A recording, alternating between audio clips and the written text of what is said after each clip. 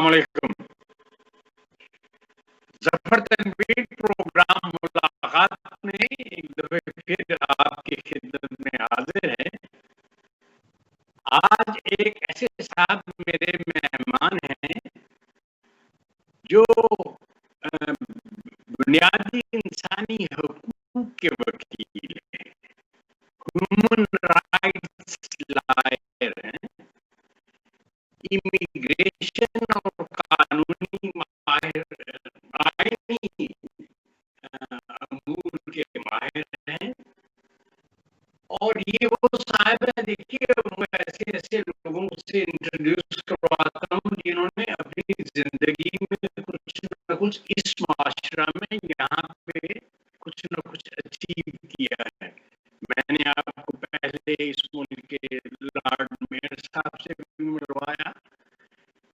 ये साहब भी उसी कैटेगरी में आते हैं कि ये रॉस्टर में जो हमारी लॉ सोसाइटी है उसकी तारीख में 100 साल से ज़्यादा की उसकी तारीख है। उसकी तारीख में ये पहले रंगदार शख्स हैं जिनको एशियाई हैं जिनको लॉ सोसाइटी ने अपना सदर बनाया। इनकी से ज़्यादा भी बहुत सी खिदमात हैं, बहुत से अवार्ड्स इन्होंने हासिल कर रखे हैं।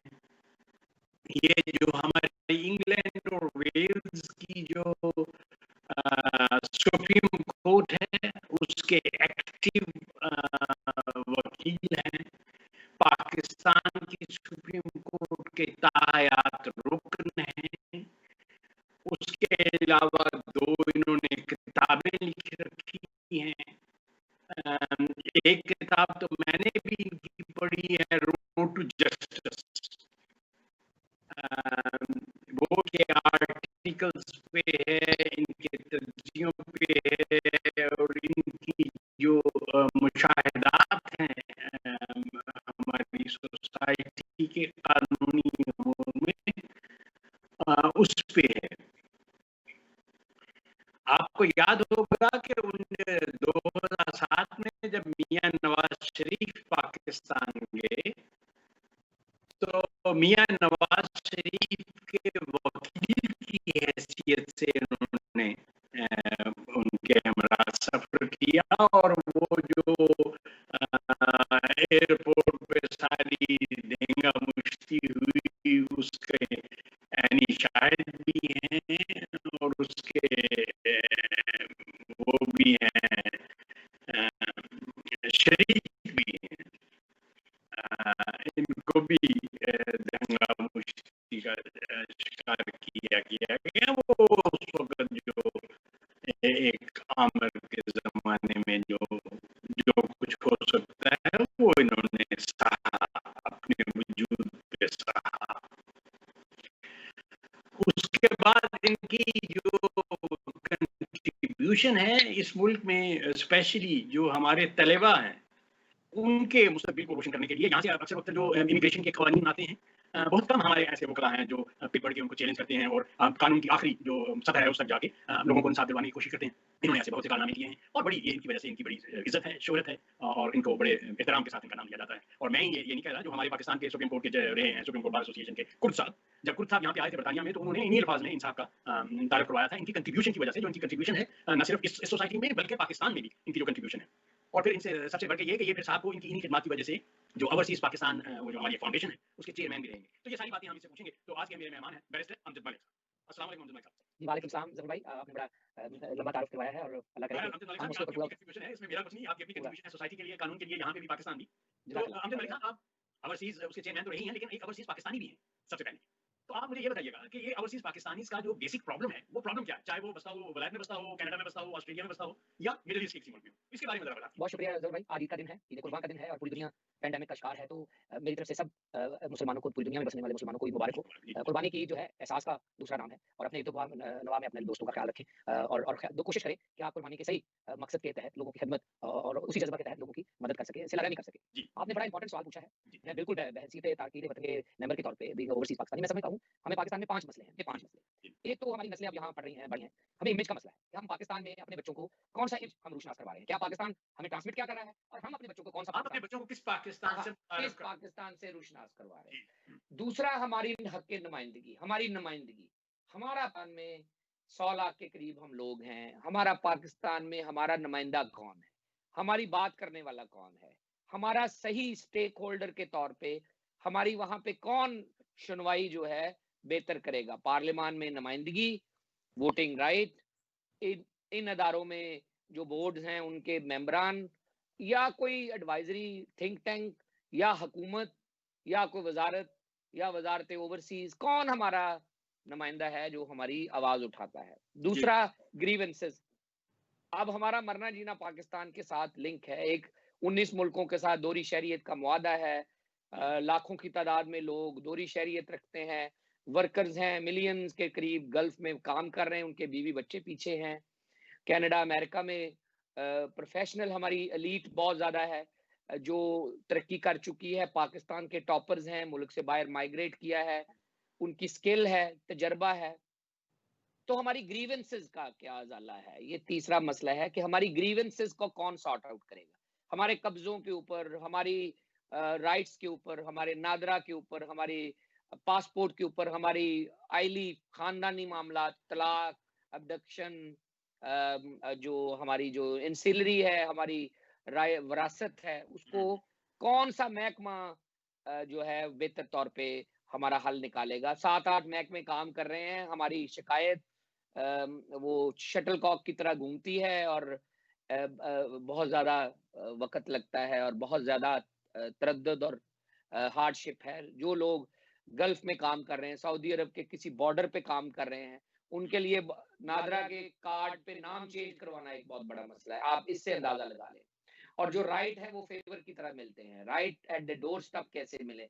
हमारी शिकायत कौन सा महकमे को दें? सफारत खाने को दें, ऑनलाइन करें, ओपीसी को दें, ओपीएफ को दें, फेडरल एम्ब्यूड्समैन को दें, प्राइम मिनिस्टर ऑफिस को दें, सुप्रीम कोर्ट के डब्बे में डालें या हाई कोर्ट के डब्बे में डालें? हमें कंफ्यूजन है कि हमारी शिकायत का ज्यादा करो। और चौथा मसला हमारा है सरमायाकारी। हम पाकिस्तान में सरमायाकारी कर रहे हैं, कर चुके हैं, करना चाहते हैं।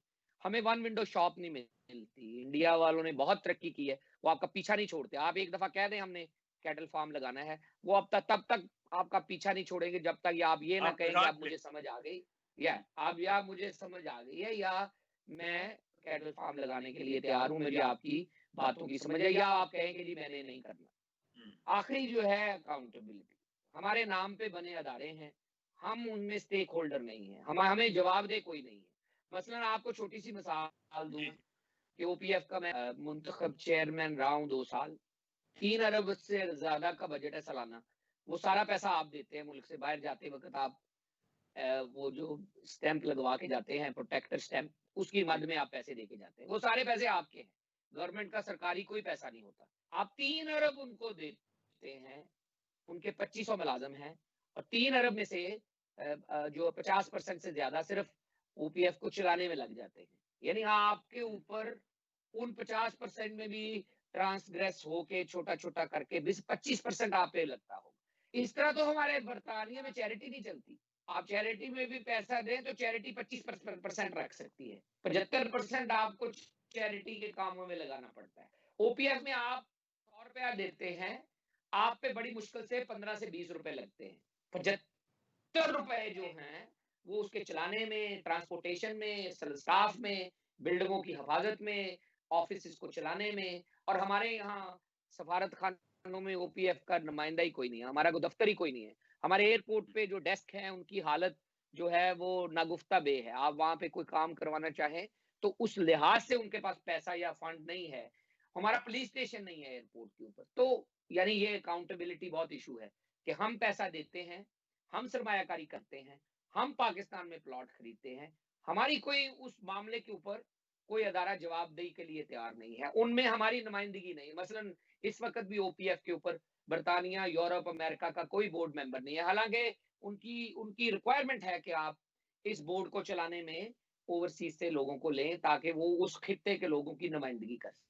तीसरा, ये हमारे जो यहाँ बसने वाले 80 लाख 100 लाख लोग हैं, उनके जो इश्यूज हैं, यहाँ हम ब्रैडफोर्ड में रहते हैं, रॉचडेल में रहते हैं, लंदन में रहते हैं, अमेरिका, कनाडा या सऊदी अरब में रहते हैं, उनके जो लोकल मसाइल हैं उनको हल करने के लिए कोई हिमायती कोऑर्डिनेटेड एफर्ट नहीं है। तो ये मेरे ख्याल में, मैं इसको सम अप करता हूँ, ये मेरी नजर में 5 मसले हैं।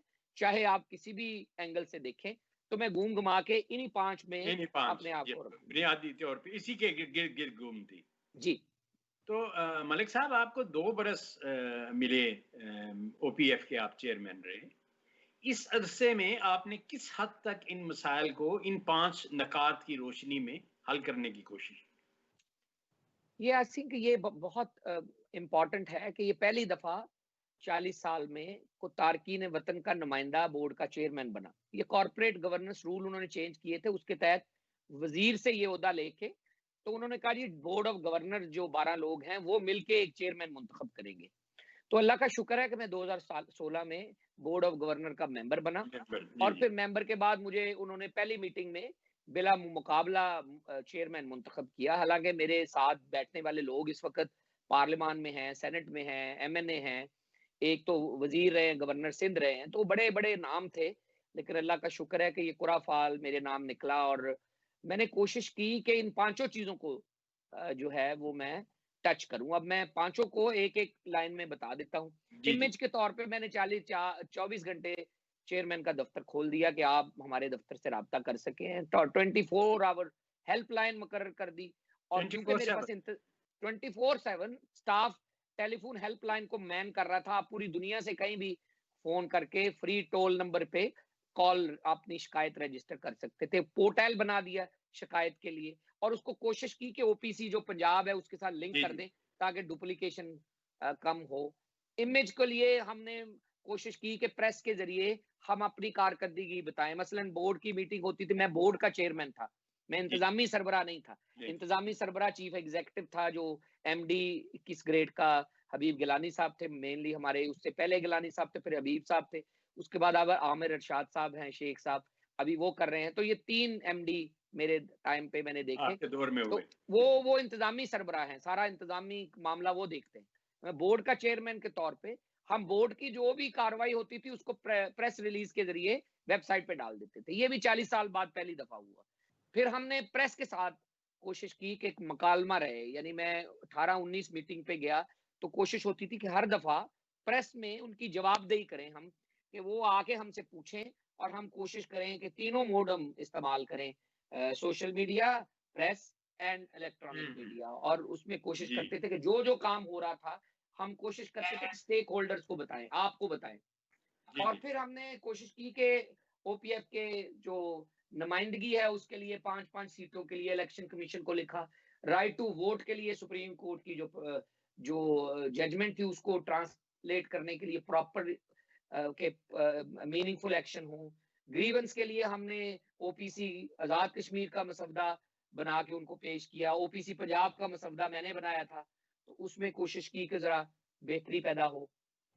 और इन्वेस्टमेंट के लिए हमने 1 विंडो शॉप का जो है उनको दिया, हम चाहते थे कि ओवरसीज बैंक बने। हमने कोशिश की 23 जगह खुली कचहरी की पूरी दुनिया में, और लोगों की फीडबैक लेके प्राइम मिनिस्टर को रिपोर्ट के जरिए पेश की।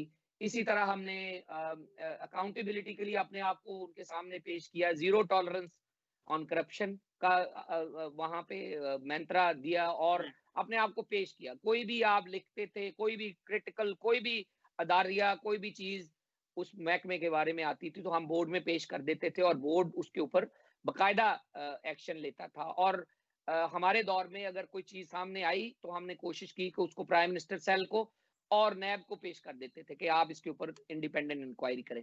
कोशिश की कि लोग जो बोर्ड पे बैठे हैं वो सही मानों में नुमाइंदगी का हक दे, क्योंकि ये रोल मॉडल कैपेसिटी थी। पहली दफा हम आए थे और लोग हमारी तरफ देख रहे थे, तारकीन वतन हमारी तरफ देख रहे थे, तो हम नहीं चाहते थे कि ये रोल मॉडल पहला जो तजर्बा है वो फेल हो। तो हमने कोशिश की कि लोगों की आगे ही हमने 200 रुकनी एडवाइजरी काउंसिल बनाई। आपके ब्रेडफोर्ड अच्छा। से भी उसके 3 से ज्यादा मेंबर थे। पहले जो मेयर हैं वो उसके मेंबर थे। हमने 20 लोग यूके से रखे, 70 लोग गल्फ से, सऊदी अरब से रखे, 20 लोग जो हैं वो यूएई एंड जीसीसी कंट्री से रखे, 10 लोग यूरोप से रखे, 10 लोग अमेरिका से रखे।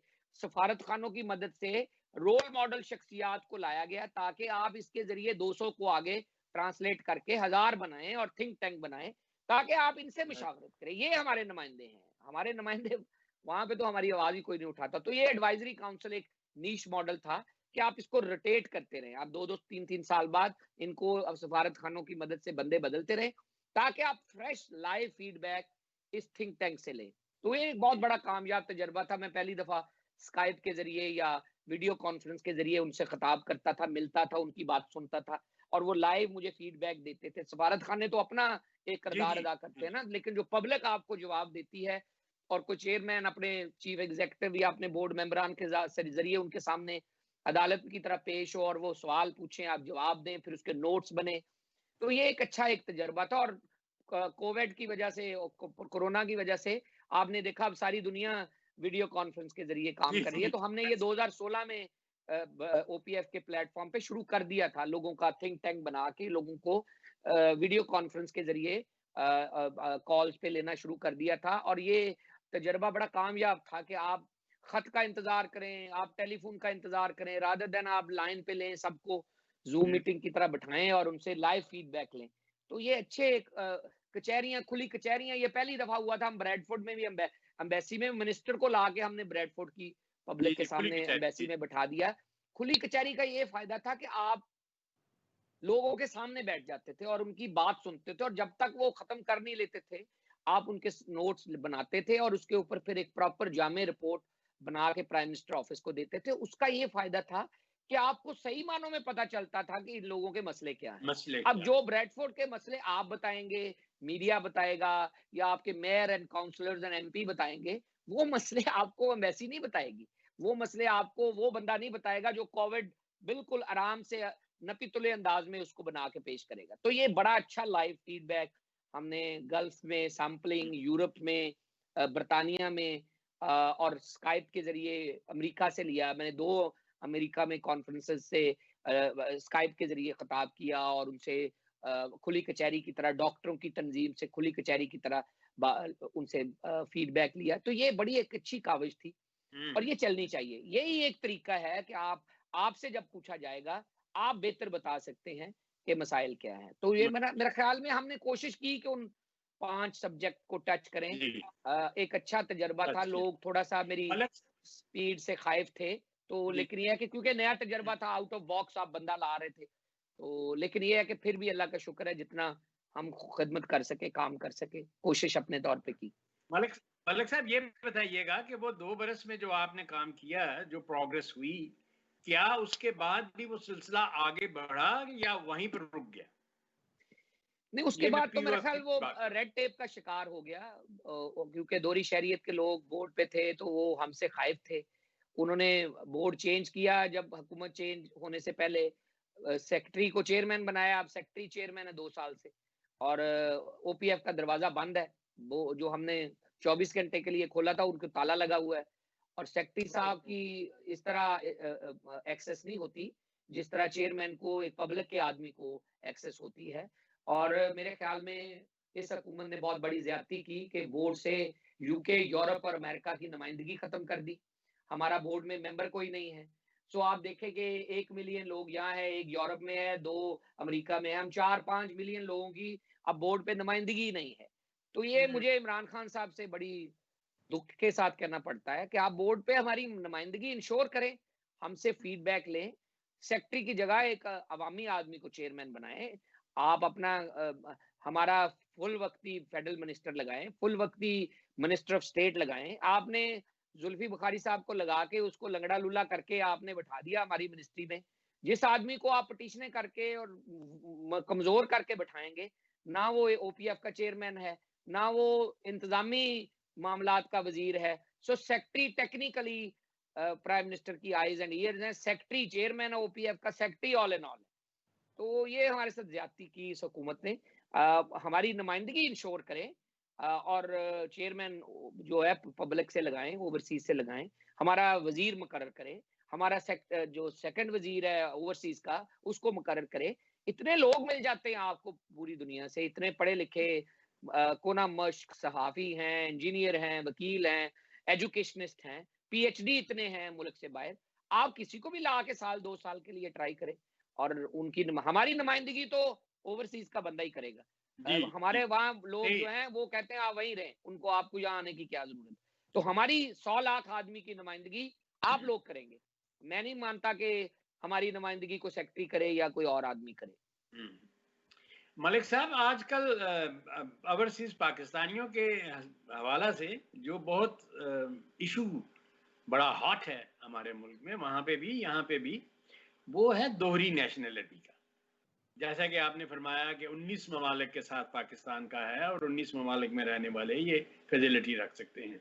पाकिस्तान के आइन ने मेंबरान असम्बली मुंतखब अरकान पे तो पाबंदी लगा दी, लेकिन ये जो एडवाइजर रखे जाते हैं इस सिलसिले में आइन कुछ कहता नहीं, तो क्या ये जायज है इस तरह करना, या इस सिलसिले में वो कानून साजी की जरूरत है?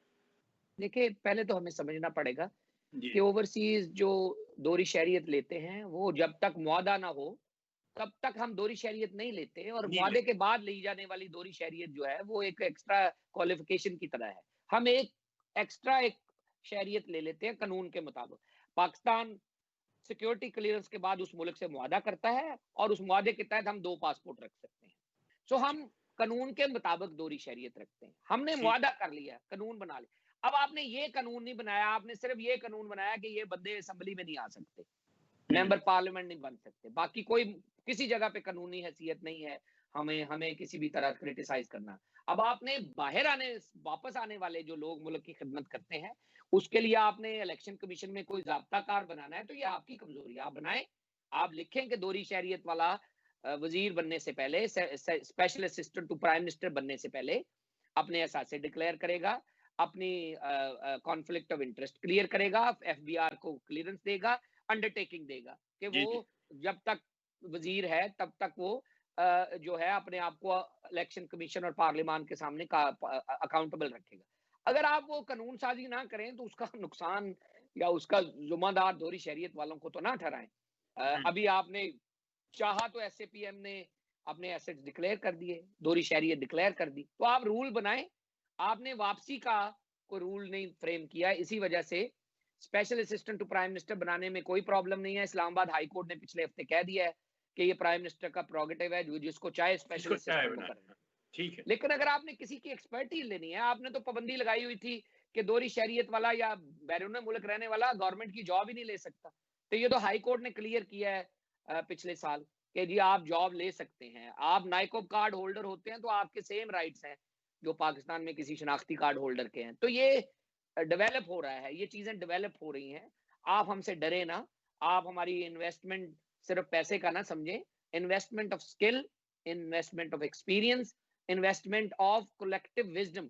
इससे आप दरगौर ना करें, भागे ना, इसको वेलकम करें। कानून आप बनाएं जो बनाना है, आप हमें नो नहीं कह सकते। अगर आपने नो कहना है तो हमारी पार्लियामान में 5-10 सीटें मुकर्रर करें। आपने तो मिनॉरिटीज को सीटें दी हुई हैं, आपने उलमा एंड मशाइख को सीटें दी हुई हैं, टेक्नोक्रेट्स को सीटें दी हुई हैं, खवातीन को सीटें दी हुई हैं। हम 100 लाख आदमी, हमारा नुमाइंदा ही कोई नहीं है, तो आप कम से कम हमें वेलकम करें, हम पाकिस्तान में जिसने कंट्रीब्यूट आजाद करेंगे। कश्मीर असेंबली में रखी हुई है ओवरसीज बिल्कुल, राजा जवेद इकबाल आपके करीब से बर्मिंघम से बरतानवी नजाद शहरी हैं जो पाकिस्तान में कश्मीरियों की और बरतानिया में बसने वाले पाकिस्तानियों की नुमाइंदगी कर रहे हैं, और अब मिनिस्टर हैं, अभी मिनिस्टर के ओहदे पे हैं। तो इसी तरह आप हमारी डेजिग्नेटेड इनडायरेक्ट सीटें दें, हमारी आवाज बोले वहां, और आप अपने रूल बनाएं। रूल तो ये कहते हैं ना कि जी वजीर जो है वो चीनी का अगर वजीर है तो चीनी में सरमायाकारी ना करे, और अगर आप दोहरी शहरियत रखते हैं तो बताएं, बता दें कि जी मेरी दोहरी शहरियत है।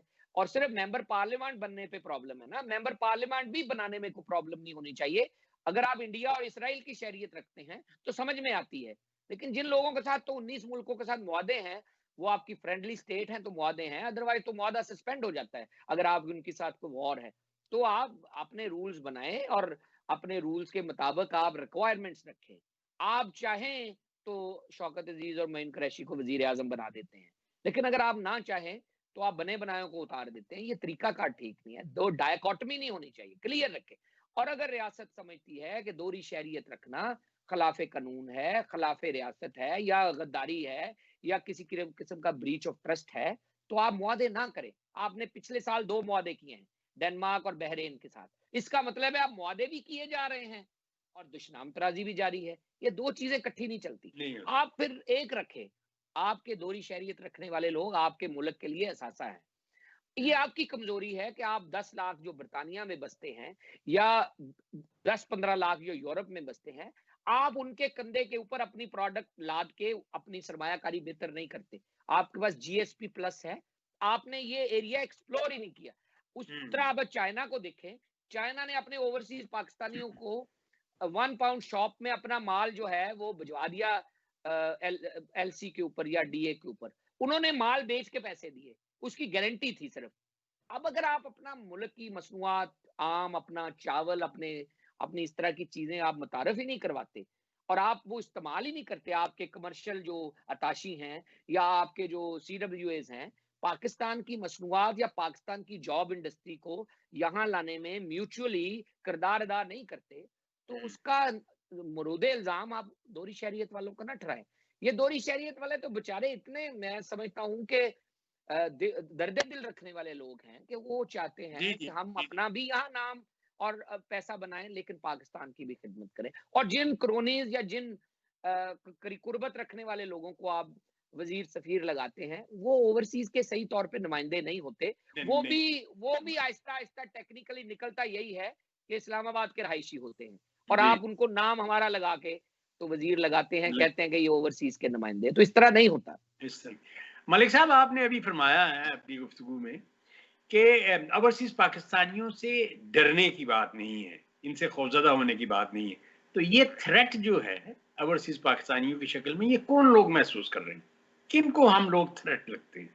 मेरे ख्याल में जो हमारी ब्यूरोक्रेसी है, ये जो हमारा माइंड सेट है, जी जी उनको लगता है कि हमारा इक़्तिदार पे जो कब्जा है या हमारा जो स्टेटस को है, ये जो रंग बिरंगे लोग पीएचडी की बाहर से मुल्क से आके ये आके हमें बातें सुनाएंगे, और ये एक तजर्बा लेके आए हैं 20-30 साल का, बड़ी यूनिवर्सिटियों में पढ़े हैं, कोई अमेरिका में है, कोई डॉक्टर है, कोई कंसल्टेंट है। ये लोग जो 30-20 साल का तजर्बा रखते हैं, तो वो डिमांड करता है कि अवेयरनेस हो, फेयर डिसीजन मेकिंग हो। जो आप कर रहे हैं, जो कर रहे हैं उसी तरह मनोवन बताएं जिस तरह आप कर रहे हैं। आपके मिनट्स, आपकी समरीज, आपकी बात करने का जो मंतक है, आपका ऑब्जेक्टिव है, वो क्लियर हो, हिडन हैंड नहीं होना चाहिए। जैसे अकाउंटेबिलिटी ही है। जी जी तो जी जब आप कहेंगे जी सबकी अकाउंटेबिलिटी अक्रॉस द बोर्ड हो, तो ये कई लोगों को अफोर्ड नहीं करती।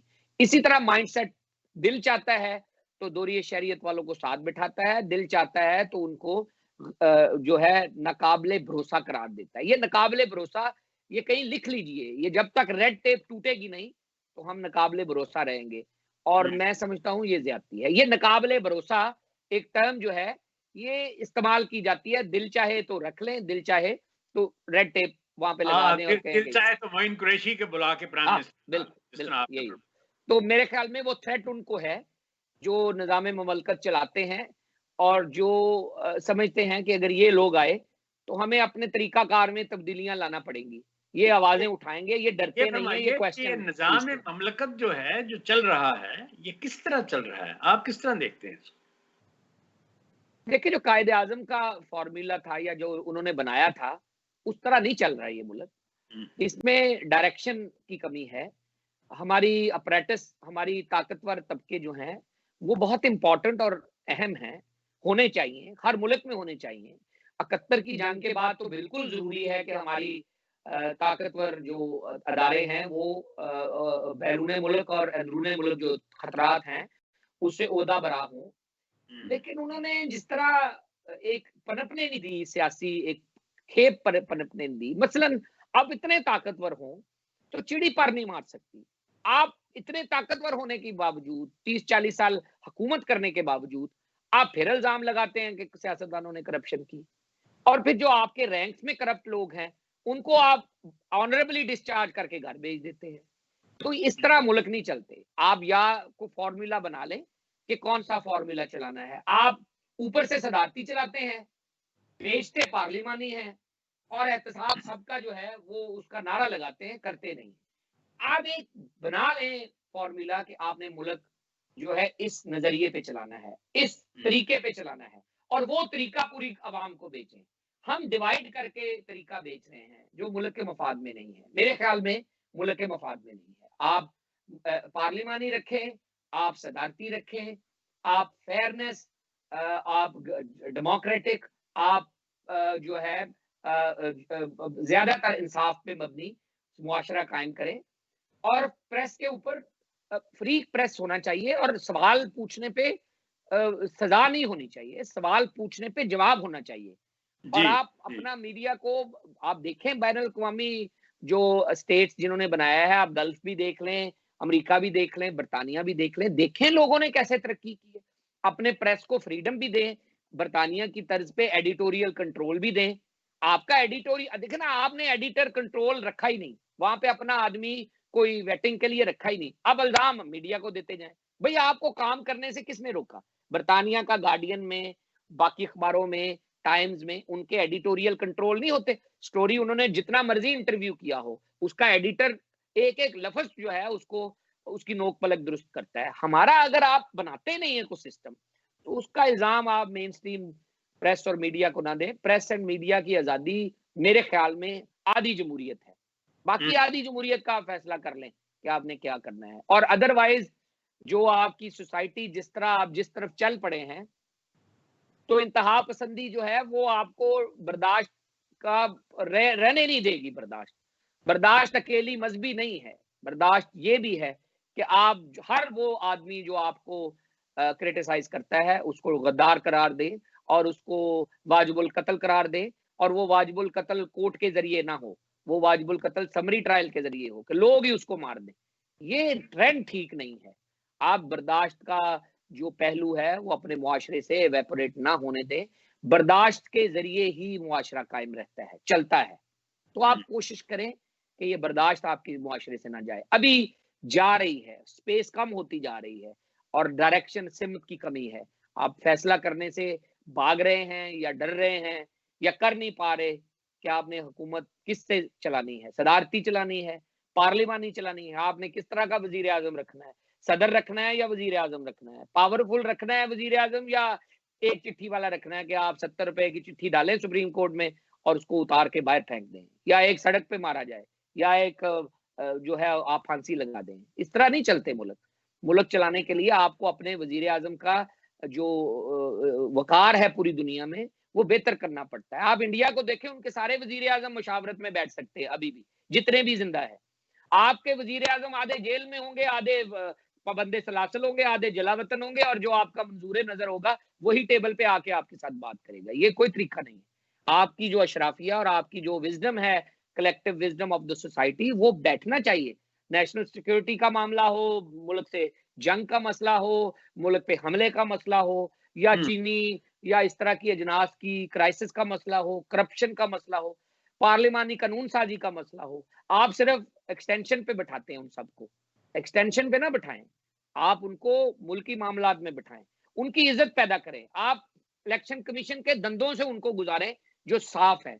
आप दंदों से 2 नंबर आदमी ना गुजारें, फिर बाद में आप उनको गिराते फिरें। आप साफ आदमी प्रमोट करें, और कप ऑफ टी के ऊपर पॉलिटिक्स को लेके आए, और कायदे आजम का मुल्क बनाए। कायदे आजम का मुल्क बड़ा टॉलरेंट था, कायदे आजम का मुल्क बड़ा विजन था उसका, और उन्होंने देखे वोट के ऊपर पूरा मुल्क बना दिया। उस वक्त तो फौज फूज है ही नहीं थी, पूरा मुल्क बना दिया वोट, उनसे छीन लाए गोरों से। तो आप अपने मुल्क की कदर करें। लोग 40-40, 50-50 साल से तो मेहनत कर रहे हैं और अभी तक उनको आजादी नहीं मिली। फलस्तीन और कश्मीर को सामने रखें, अपने मुल्क के खत्ते की कदर करें, और उसको उस तरह सर्व करें जिस तरह का वो मजाज है। हमने अपने जो अपना रहन सहन है वो किसी तौर पे भी ना इस्लामी रखा है, ना अंग्रेजी रखा है, पाकिस्तानी भी नहीं रखा। हम अपने बिल्कुल अपने कपड़ों से बाहर निकल गए हैं। आम आदमी की गुजरो औकात जो है हमारे यहाँ के वर्कर के बराबर भी नहीं है, और जो अमीर आदमी की गुजरोकात है यहाँ के वजीर आजम से भी 5, 7, 10 गुना ज्यादा है।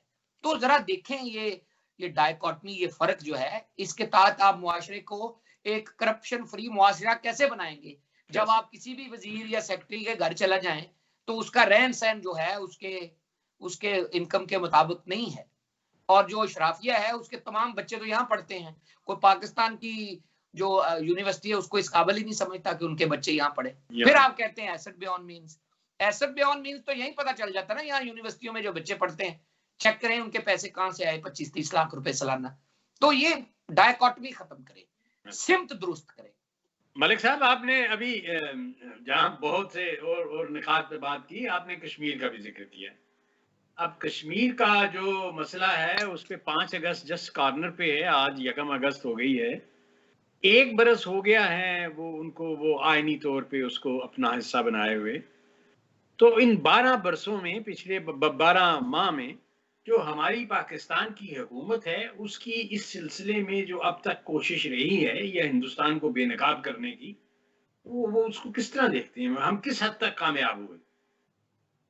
मुझे लगता है कि कश्मीर के ऊपर हमने बड़ा कमजोर मौकफ अपनाया है। अब उसमें क्या कार फरमा है, मुहर्रिकात क्या है, वो तो एक जांच कोई अच्छी कोई पार्लियामान को कमेटी बैठा के देखे कि हमने कश्मीर का जो उन्होंने अपना चेंज किया है स्टेटस, या उन्होंने जो उनको पाबंदे सलासिल जो उनकी आवाजबंदी की है, या हमारा जो दरीना मौकफ था उससे जो डिविएशन की है, उसका हमें रियासत के तौर पर क्या नुकसान होगा, हमारा मंत्रा था कि कश्मीर शहरुग है पाकिस्तान की, उसके ऊपर क्या फर्क पड़ेगा, और क्या हम आज कश्मीरियों को आप इस तरह मरते और देखेंगे तो कल को आपका क्या रोल होगा उम्मा में, उम्मत मुसलमान में आपका क्या रोल होगा? इसका मतलब है कोई भी किसी भी जगह मुसलमान जो है वो इस तरह रुसवा होगा तो आप चुप करके बैठे रहेंगे। आपका ना आपने ओआईसी में कोई इतना आपने मुतहरक किरदार अदा किया, यूनाइटेड नेशन ने आपकी बात ही नहीं सुनी। एक आध तकरीर के अलावा मुझे तो कुछ नहीं नजर आया। आप खामोश होकर इस्लामाबाद की सड़कों पे अभी भी आप कह रहे हैं कि हम 5 मिनट की खामोशी इख्तियार करेंगे। 5 मिनट की खामोशी तो आप मुर्दों के ऊपर इख्तियार करते हैं। अभी तो लाइव जंग है, अभी लाइव जंग है। जब तक आपकी दूबदू जंग नहीं होती तब तक कोवर्टेड जंग है। जब तक कश्मीरियों को हक खुद इरादियत नहीं मिल जाता तो आप किस तरह चुप करके बैठ सकते हैं? क्या कश्मीरी अपनी आजादी खुद ले लेंगे तो आप फिर किस तरह रियासत के तौर पे उनके साथ डील करेंगे? क्योंकि उनकी आजादी में आपका कोई हाथ नहीं होगा, और जब आजादी में उनकी में आपका कोई हाथ नहीं होगा तो आपका कोई स्टेक नहीं होगा। आप किस तरह उनके साथ एक आजाद मुमलकत के तौर पे उनके साथ डील करेंगे? तो ये बड़ा लम्हा फिक्रिया है। कश्मीर के साथ हम रूगर्दानी करेंगे तो अपनी रियासत की असास के साथ रूगर्दानी करेंगे, जिस असास के ऊपर ये मुल्क बना है। आपने अपनी कोता अंदेशियों की वजह से बांग्लादेश बनने दिया। आप समझते थे कि वहां पानी बहुत ज्यादा आता है तो जान छूटी, सैलाब आ जाता है, हमसे ज्यादा है, आज उनका जीडीपी हमसे ज्यादा है, आज उनकी डॉलर के मुकाबले में बांग्लादेशी करेंसी की कीमत जो है मुस्तहकम है, वो हमसे बेहतर प्रोग्रेसिव और मॉडर्न स्टेट की तरह तरक्की कर रहे हैं। उन्होंने अपनी सिविल मिलिट्री रिलेशन को बैलेंस कर लिया है, कानून के ताबे कर लिया है। उन्होंने इंडिया की तर्ज के ऊपर मिलिट्री को कॉन्स्टिट्यूशन के नीचे कर लिया है। उनका जो कर्नल मेजर है वो उसकी प्रमोशन के ऊपर डिफेंस मिनिस्ट्री का ओवरसाइट है। हम अभी तक इस डायकॉटमी को सही नहीं कर सके। और आप बात करते हैं कश्मीर को आजाद करने की कि हमारी श्रीनगर पे नजर है, और जो हाल हम कश्मीरियों का होने दे रहे हैं, मैं समझता हूं ये नेग्लिजेंस, गफलत से बढ़ के कुछ है। और गफलत से बढ़ के क्या है ये आपको देखने की जरूरत है। एज अ रियासत मैं तो दोहरी शहरियत रखता हूं, मुल्क से बाहर बैठा हूं, मैं तो शायद नाकाबिले भरोसा हूं, लेकिन आप जो काबिले भरोसा लोग हैं उन पे मुश्तमल कमीशन बनाएं जो ये इसकी बाकायदा पड़ताल करे कि जो हमने कश्मीर के ऊपर इंडियन स्टैंस या कानून की तब्दीली है उसके बाद हमने किस नजरिए के तहत इसको हमने उठाया नहीं है प्रोएक्टिवली, इसके ऊपर चुप क्यों किए हैं, इसमें किस मुल्क का या किस बड़ी ताकत का असर है हमारे मुल्क के ऊपर कि हमने ये जो चुप इख्तियार की है उसके पीछे मुहर्रिकात क्या हैं। आपकी कश्मीर कमेटी का मैंने 2 साल में नाम नहीं सुना। मुझे नहीं पता कि आपने कश्मीर के सिलसिले के ऊपर कोई वफूद भेजे हों, मुल्क से बाहर कोई आप हमसे मिलने आए हों कि जी आप कश्मीर के ऊपर कुछ लिखें या कोई मुज़ाकरा करें या कोई मुज़ाहरा करें या कोई एम्बेसी के सामने कोई आप किसी किस्म की नशिस्त का कुछ सेमिनार करें किसी होटल में या कहीं लोगों को बुलाएं कश्मीरियों को, या अपने एमपीज को एक खत लिखें या कोई हमें ड्राफ्ट ही दें कि ये खत लिखें। इसका मतलब है आधे तो यूके में इन्होंने काउंसिल जनरल तैनात नहीं किए 1.5 साल 2 साल, वो जो जा रहा है उसकी जगह बंदा ही नहीं आता। एक एक्टिव पोजीशन लेने से ये भाग रहे हैं। तो मुझे नहीं लगता कि पाकिस्तान का कोई इसके ऊपर मौकफ है, और मुझे नहीं लगता ये तो डंग टपा रहे हैं कि ये वक्त गुजर जाए और हमें कुछ भी ना करना पड़े। ना इधर वाली स्टैंड ले रहे हैं ना इधर वाला स्टैंड ले रहे हैं। ये कच्चा पक्का हाफ हार्टेड स्टैंड जो है ये आपको कहीं नहीं ले जाता है। रियासत आपको एक वाज़े मौकफ अपनाना चाहिए। आपकी जंगी सलाहियत नहीं है तो ठीक है, लेकिन आपकी सफारती, आपकी इस्लामी उम्मा में एक अहम मकाम पे तौर पर, आपकी एक एटमी ताकत के तौर पर आपकी जो मुसलमान आवाज है वो मजबूत तौर पे उभरनी चाहिए। और आप लड़ नहीं सकते तो कम से कम एहतजाज जरूर करें कि इंडिया ने जो काम किया है वो बैनुल अक़वामी असूलों की खिलाफ वर्जी है, वो उस शिमला एग्रीमेंट या यूनाइटेड नेशन में जो होने वाली रेजोल्यूशंस हैं ये उसकी खिलाफ वर्जी है, वो कश्मीरियों के हक के खुद इरादियत का जो असल जो मेन मरकज है उस मुद्दे की खिलाफ वर्जी है। और अगर आप ये नहीं करेंगे अखलाकी तौर पे तो कश्मीरियों की आजादी तो एक दिन होगी, आपका उसमें कोई हाथ नहीं होगा, कोई हाथ नहीं होगा। बहुत बहुत शुक्रिया मलिक साहब, आप माशाल्लाह हमअज़हद शख्सियत हैं, आपसे बहुत से मौज़ूआत पे बात हो सकती है और होती रहेगी इंशाल्लाह, आइंदा भी नशिस्तें होंगी। लेकिन अब क्योंकि हमारे ज़ाहिर प्रोग्राम का एक वक्त मुअय्यन है, लेकिन जाते जाते एक अहम मसले में मैं आपकी राय लेना चाहता हूँ, बल्कि उन तमाम तलबा को चाहता हूँ कि आप उनकी रहनुमाई फरमाएं। आप हमेशा जो ओवरसीज़ तलबा हैं जो पाकिस्तान से आके यहाँ पे पढ़ते हैं उनकी हमेशा रहनुमाई की है, उनके लिए कानून के मुख्तलिफ दरवाजे भी खटखटाए हैं, जिस तरह मैंने अपने इंट्रो में जिक्र किया था। तो ये बताइए कि अब जो मुस्तकबिल करीब में पाकिस्तान से तलबा यहाँ पे आना चाहते हैं, उनके लिए क्या आप समझते हैं कि क्या सूरत हाल पहले से बेहतर है या मसला अभी तक ठीक नहीं हो सका? देखिए, हमेशा आपको मुश्किल मौकों के ऊपर अपॉर्चुनिटीज मिलती हैं। बरतानिया भी अब एपिक सेंटर बन रहा है यूरोप, बरतानिया समेत, कि यहाँ पे ब्रेग्जिट की वजह से 2 एंटिटीज वजूद में आ रही हैं। बरतानिया एक अलहदा ममलकत के तौर पर और 26 ममालिक का ग्रुप एक अलहदा के तौर पर।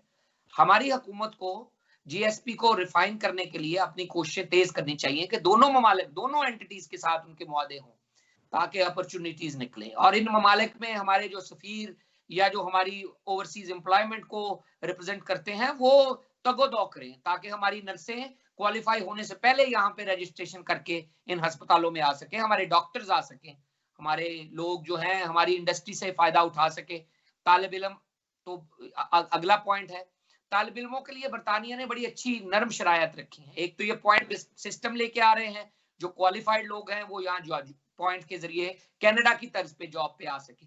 लेकिन अगर आप यहाँ पढ़ने भी आते हैं, 1 साल का एमएससी करते हैं, एमए करते हैं या डिग्री करते हैं, तो इन्होंने 2 साल का एक फ्री वर्किंग वीजा दोबारा इंट्रोड्यूस करवा रहे हैं, इंटरनेशनल ग्रेजुएट स्कीम, जिसके तहत आप डिग्री करेंगे तो 2 साल का आपको फ्री वीजा दे देंगे। आप 2 साल काम करें यहाँ और काम करने के बाद वर्क परमिट लें या पॉइंट बेस्ड सिस्टम में लें या एंटरप्रेन्योर का वीजा लें। तो ये अगला आने वाला जो वक्त है अपॉर्चुनिटीज का वक्त है। अगर आप पहले से पेशबंदी करेंगे, जिन लोगों ने माइग्रेट करना है, जिन लोगों ने पढ़ने आना है, जिन लोगों ने यहाँ सुकूनत इख्तियार करनी है, तो वो देखें इस मुआशरे को, विजिट करें, एज अ स्टूडेंट जांचें। अगर वो आपको अच्छा लगता है तो आप उसमें अपनी इन्वेस्टमेंट करें, अपना पढ़ाई करें, पढ़ाई के बाद वीजा अपना सिक्योर करें।